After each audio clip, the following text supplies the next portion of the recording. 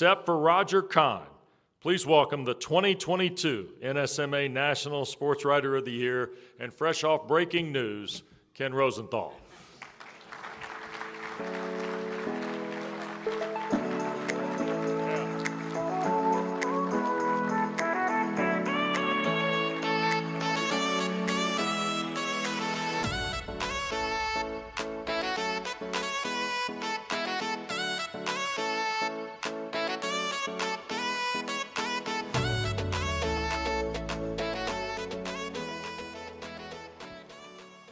Well, Wes said it.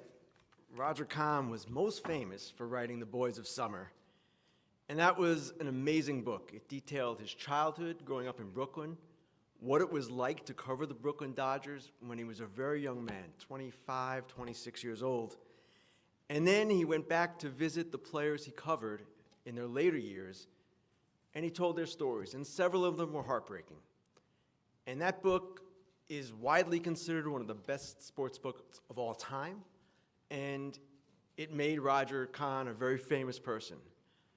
But what I like to think about with Roger is that he started, as Wes said, as a copy boy at the New York Herald Tribune. And the New York Herald Tribune at that time, now this is before my time too, but at that time, it was everything. That was the place.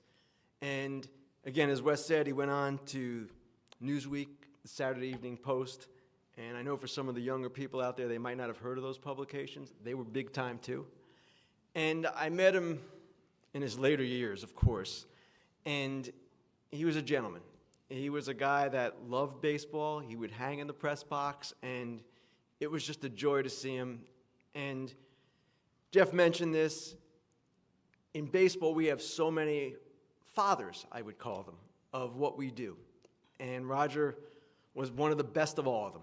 And it was honored to be just mentioned to accept this award for him. So he lived till 92 years old, and he had a wonderful life. He was a college lecturer. So here's to Roger.